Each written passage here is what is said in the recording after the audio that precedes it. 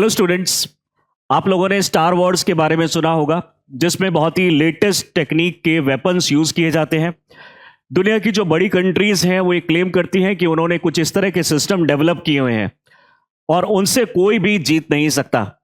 लेकिन अभी इंडिया ने इनको रॉन्ग प्रूव कर दिया है, क्योंकि इंडिया ने खुद का अपना लेजर वेपन भी बना लिया है।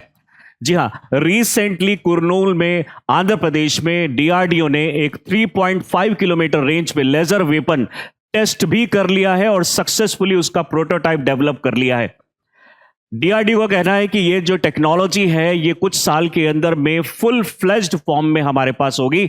और यही नहीं, इसके साथ साथ और दूसरी जो टेक्नोलॉजीज हैं, जैसे कि electron particle accelerator, electromagnetic waves और भी बहुत तरह की जो टेक्नोलॉजी, लेटेस्ट टेक्नोलॉजीज हैं, उसको हम यहाँ पे अभी डेवलप करने जा रहे हैं।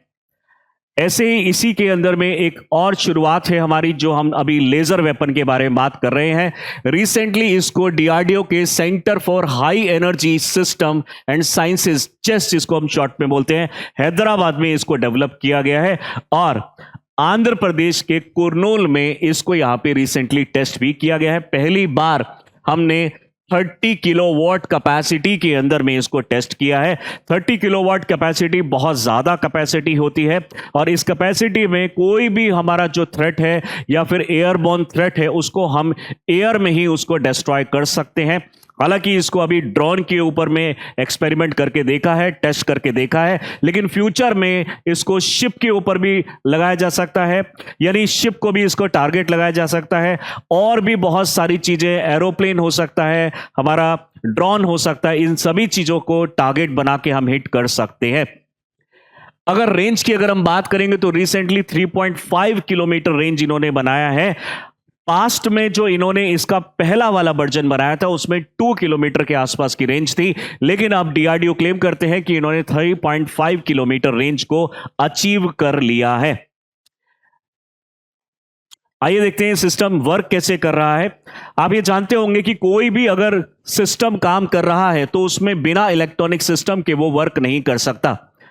अगर कोई भी हमारा थ्रेट, यानी एरोप्लेन, मिसाइल, ड्रोन या कोई शिप, अगर वो चल रहा है, वो मूव कर रहा है, तो डेफिनेटली उसके अंदर में एक इलेक्ट्रॉनिक चिप होगी। अगर हम उस इलेक्ट्रॉनिक चिप को ही डिस्ट्रॉय कर दें तो वो टारगेट हमें अटैक नहीं कर सकता, हमारे ऊपर अटैक नहीं कर सकता। तो वैसे ही हमारा एक laser direct energy weapon system, जो कि laser direct energy weapon system है, डीआरडीओ ने जिसको रिसेंटली डेवलप किया है, ये 3.5 किलोमीटर रेंज में 30 किलोवाट की एनर्जी निकाल के डायरेक्टली उसके इलेक्ट्रॉनिक सिस्टम को डैमेज कर देगा। और अगर इलेक्ट्रॉनिक सिस्टम आपका डैमेज हो जाता है, आपके मशीन का इलेक्ट्रॉनिक सिस्टम डैमेज हो जाता है, तो फिर अब ये मशीन कुछ नहीं कर पाएगी। इसको हम यहीं पे पूरा का पूरा डिस्ट्रॉय कर देंगे। रिसेंटली टेस्ट के अंदर में पता चला कि इसको पूरा का पूरा 70-80% पूरा डैमेज बर्न कर दिया गया है लेजर वेपन से, जो हमने रिसेंटली अभी टेस्ट किया है, डीआरडीओ ने अभी टेस्ट किया है। अगर हम बात करें तो इसके बिल्कुल इसी की तरह और भी दूसरी कंट्रीज ने जो हमसे पहले जो टेक्नोलॉजी बनाई है, उसमें है यूएसए।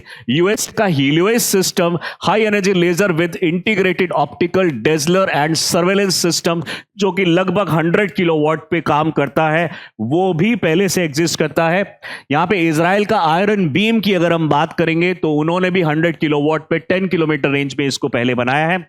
यूके का ड्रैगन फायर जो है, ये भी टेक्नोलॉजी इसमें अभी डेवलप कर रहे हैं। रशिया और चाइना भी इसमें इन्वॉल्व हैं और ये भी अपनी टेक्नोलॉजी डेवलप कर रहे हैं।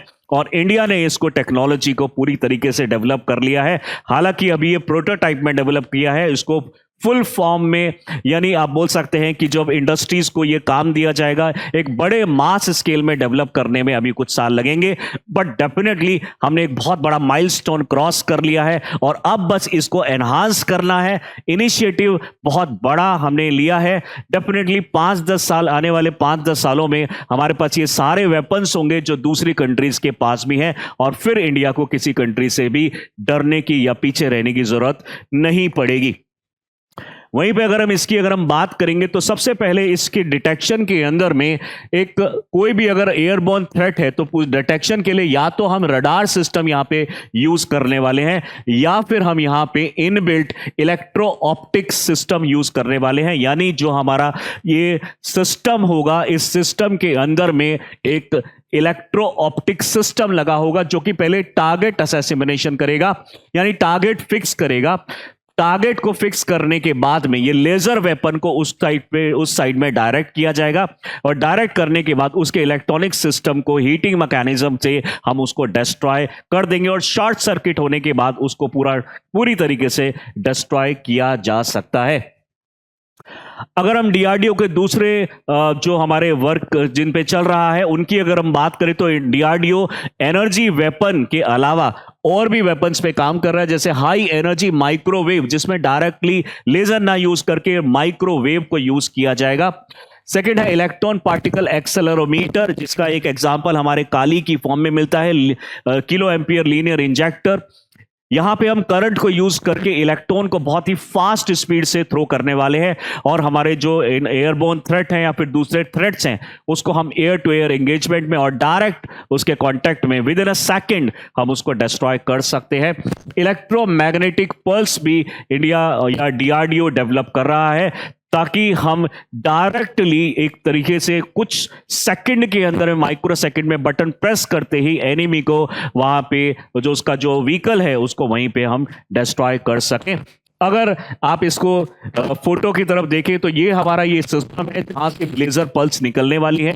जो अभी फिलहाल इसने बनाया है ये एक मिनी वर्जन इसको बनाया गया है, मिनी वर्जन है। इसका मतलब कि अभी फिलहाल क्या है, जब भी हमें कोई वॉर होगा या फिर कोई इस तरह से अटैक करने की फ्यूचर में जरूरत पड़ती है तो हमें हो सकता है कि किसी पहाड़ी एरिया में कहीं पे उसको डिप्लॉय करना पड़े या फिर ऐसे रेंज में डिप्लॉय करना पड़े कि वहां पे आसानी से बड़े व्हीकल ना जा सके। तो इसके लिए एक बहुत बड़ा जो अभी फिलहाल के लिए जो चैलेंज डीआरडीओ के सामने, इसका साइज हमें छोटे से छोटा रखना है और इसकी कैपेसिटी ज्यादा से ज्यादा रखनी है। अगर हम डीआरडीओ चेयरमैन की अगर हम बात करेंगे तो उन्होंने बताया है कि हम यहां पे कैपेसिटी का टारगेट लगा रहे हैं 100 किलोवाट और अगर ये सक्सेसफुल हुआ तो फिर हम और आगे भी मल्टीपल टेक्नोलॉजीज के अंदर में काम करने वाले हैं। तो आपको क्या लगता है कि ये जो टेक्नोलॉजी है लगभग कब तक ये तैयार हो जाएगी? प्लीज कमेंट बॉक्स में लिख के बताइए। और भी अगर इस तरह की तो हमारी वीडियोस हैं, इंफॉर्मेटिव वीडियोस हैं, इसको देखना चाहते हैं तो do subscribe our channel Chahal academy. Thank you.